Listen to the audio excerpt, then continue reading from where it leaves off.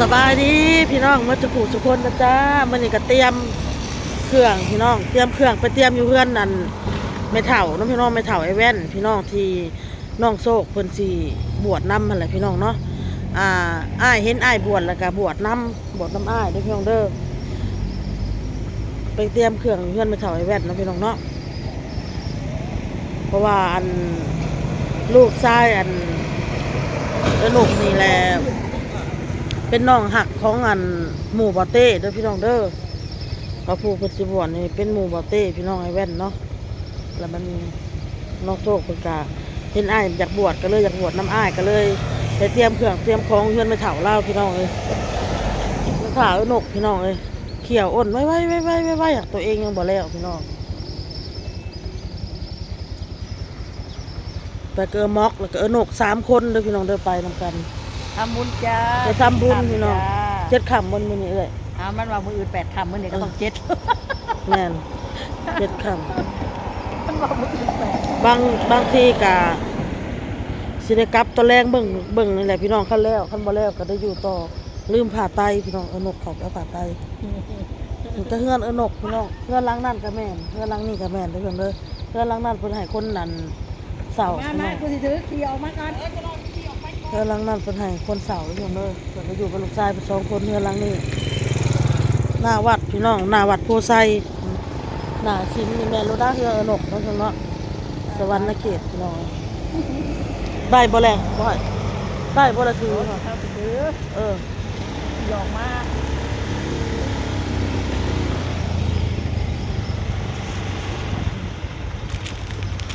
มาเด้อมาร่วม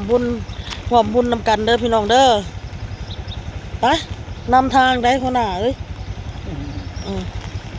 กระแจหัวกูบ่ได้เอาเด้อกระแจเงินมึงมามึงหลอกหน้าบ้านทางนี้อาจารย์ไม่เลยปกติเพิ่นเอิ้นยังก็อนกอันนี้หออุปสรรคเหรอเป็นเอิ้นบอกอาจารย์เอาเตรียมตั้งอาจารย์กับอาจารย์อยู่ดีหาโลกโอ้โหเด้สิถามสั่งนี่จะบอกว่าจะเฉพาะเหตุนะถามยังบ่ฮู้ซ้ํนี่น่ะอันแม่เป็นอันแม่เป็นโจทย์มาเป็นถ่ายรูปบ้านเงินสิเจ้าได้ใส่จ้างได้เลย นี่บ้านเงินสิเจ้าเด้บ้านนะเห็นบ่เป็นแล้วบ้านเงินเด้เงินนั่นดีๆแล้วมานี่บ้านใดเด้สิยันให้ล้านหนึ่งเด้เนาะเอาจังซี่3 ห่อเอา3 ห่อ3 ห่อ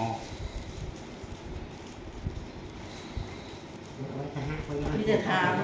เฉพาะถามมันยังบ่ฮู้แล้วสิถามเอาโทรมาพี่ก็ได้ช่วยสิหยักก่อนเอาเจ้าเนี่ยสิส่งค่อยๆก่อนต้องละก็เลยเอาไปใส่เป็นใบบ่ต้องใส่เท่าไหร่เนี่ยบ่ใส่อันนั้น3 แสนอันตัวอัน2 แสนห่อนึงหันห่อ4คันนั้นซกอัน4 แสนหันมาใส่ชื่อดอกบัวตัวสีเหลืองตัวอัน3 แสนนั่นดอกบัวสีขาว3มันจักหน่อยสิมาให้ผู้ใหญ่จักหน่อยมันสิหลงบอกเด้อเขาบอกหลายปีสิกันแน่เหมือนแย่ถามยังบ่ฮู้สิถามถามลูกเห็นบ่เตืออาจารย์อยู่ดีถามลูกตะกี้นี่ว่าไม่เฒ่าแล้วเฮ็ดตอนนั้นเพิ่นบวชหน้าเนาะอาจารย์เพิ่นบวชธรรมดาเลยบ่ฮู้วิธีบวชอันบวชธรรมดามีแต่ขันหาบวชยากบ่ได้ยากบวชธรรมดาแล้วมันไปเฒ่าแล้วอยู่กับผู้ที่ท่านไม่เฒ่าอยู่มันไปเฒ่าไปก่อนแล้วก็เลยบวชตามเอาบ้างบ้างสาบานเนาะ3 บาททุกคนจะประเทศนี้ก็ลงตัว3กับตัว4เจ้าเอาไว้แล้วพี่น้องครับห่อแล้วเรียบร้อยเนาะนกเนาะอันนี้ค่ะคือแม่ของนาคเด้อพี่น้องเด้อเพราะว่าลูกชายบวชนาคแล้วว่ะนกบวชนาคก่อนเราจะเป็นบ้านบวชนาค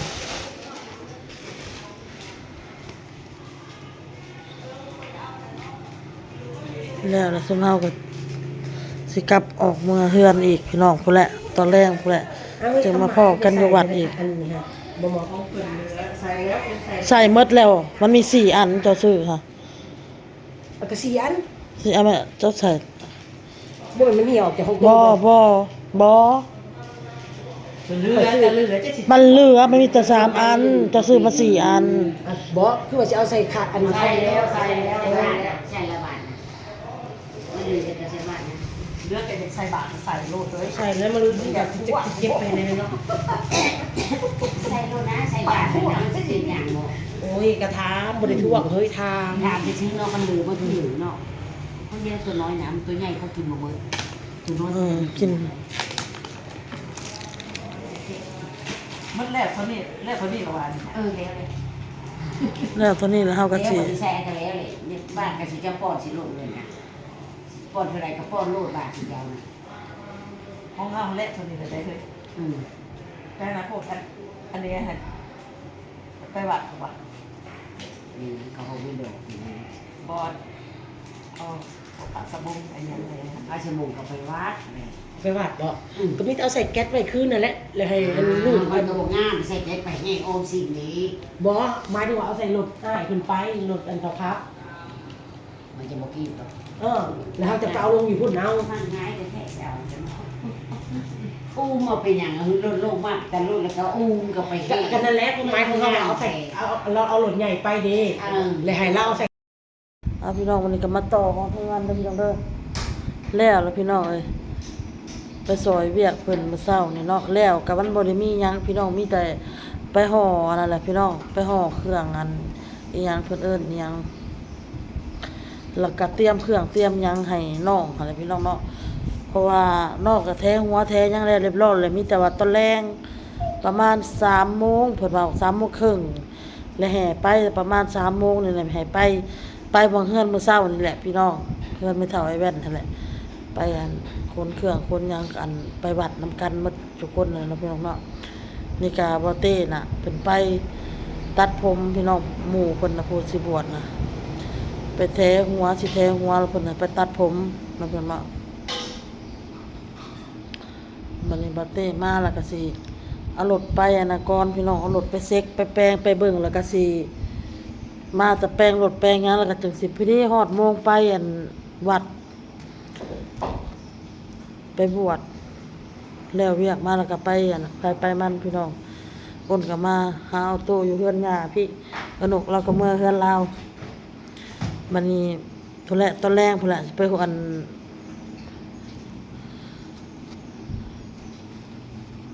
ไปพ้อกันอยู่พุ่นพี่น้องไปพ้อกันอยู่อันเฮือนอนกนี่แหละพี่น้องเอ้ยไปอันถ่ากันบ่ว่า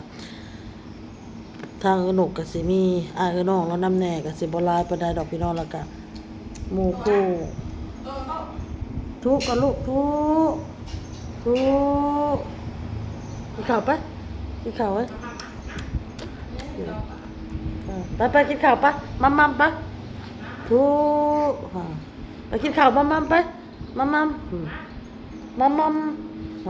เฮ็ดจานแล้วเนี่ยมัมไหมถ้าบ่เต้มาอยู่พี่น้องเอ้ยว่าสิไปหาน้องบอลกัน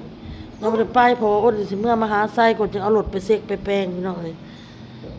สิเมื่อมาหาไสให้ว่าสิเมื่อมื้ออื่นนี่เบิ่งว่ามันสิทันบ่ไปกินข้าวน้ำป้าไปป้าสิป้อนข้าวพี่น้องไปได้มักคนน่ะนะเอาเจาะไอ้แจะนำใดบ่กินซะบ่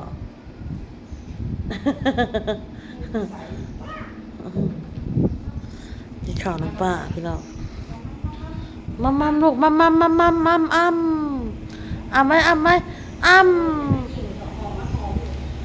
บ่อยากบ่จะมันกินนมเด้นมบ่ทรงมันเต้าหนึ่งนี่ล่ะยังเหลือแค่นี้นมเต้าหนึ่งพี่น้องกินนี่ก่อมันน่ะได้กินนมเมื่อกี้นี่เต้าหนึ่งถ้ากินนมใส่ละขั้นป้อนละคายเอาป้อนใส่กับคายคือกันเอาไปแล้วพี่น้องคลิปนี้กับพ่อกับคลิปหน้าพี่น้องบายพี่น้อง